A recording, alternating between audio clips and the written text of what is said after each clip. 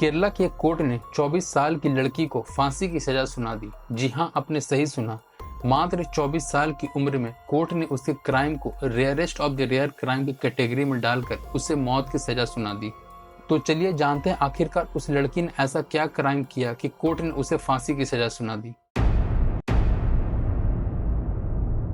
इस कहानी की शुरुआत आज से ठीक 4 साल पहले अक्टूबर 2021 में हुई थी, जब शैरोन राज की मुलाकात ग्रीष्मा से कॉलेज जाते समय बस में हुई थी। धीरे धीरे इन दोनों की मुलाकात एक प्यार में बदल गई। तभी शैरोन की जिंदगी में एक भयानक मोड़ आने वाला था।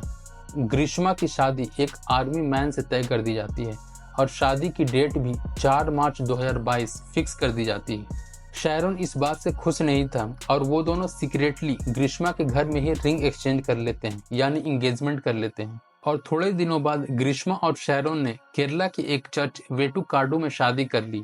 ये दोनों कुछ दिनों तक साथ में रहे और यहीं से होती एक खूनी षड्यंत्र रचना की शुरुआत।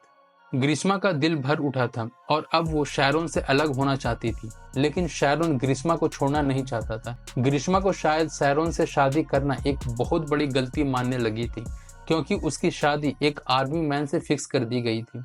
इसलिए अब वो शैरोन को छोड़ना चाहती थी, लेकिन शैरोन को ग्रीष्मा से प्यार था और अब तो वो उसकी वाइफ भी बन चुकी थी।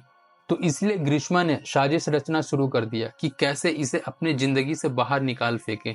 ग्रीष्मा ने गूगल पर सर्च करना शुरू कर दिया और तभी उसके दिमाग में पैराकिट नामक केमिकल्स आता है।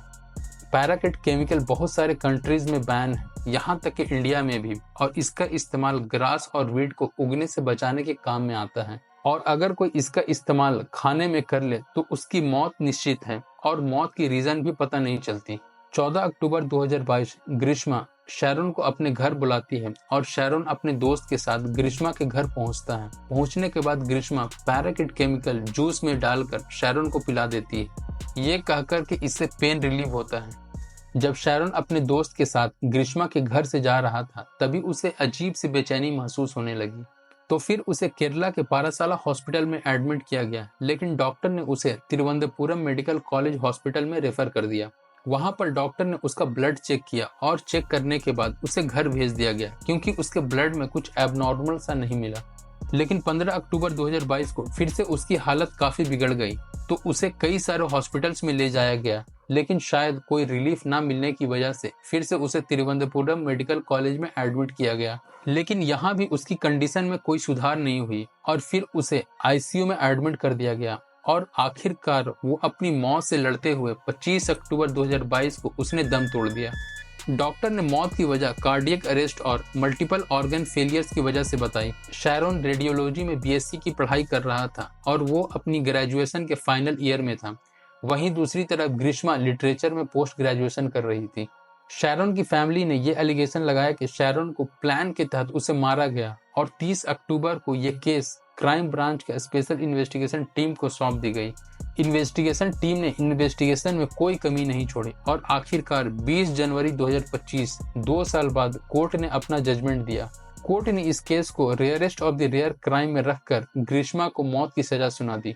कोर्ट ने अपने वर्डिक्ट में इस केस को one of the most brutal murder case कहा और कोर्ट ने यह भी हाईलाइट करा कि अक्यूज्ड ग्रीष्मा का इंटेंशन ये भी था कि शैरोन को मरने से पहले उसे लंबे समय तक तड़पाया जाए, और शैरोन ने पिछले 11 दिन से एक बूंद भी पानी नहीं पी थी।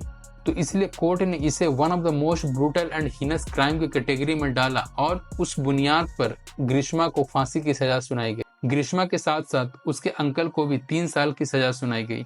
आजकल इस तरह के केसेस सोसाइटी में अपने पार्टनर और लवर के ऊपर से भरोसा को खत्म करता जा रहा है, जिससे समाज में नफरत बढ़ता जा रहा है। तो चलिए आज की इस केस का अंत यहीं पे करते हैं। अगर आपको मेरी ये वीडियो अच्छी लगी तो please like, share and subscribe करें।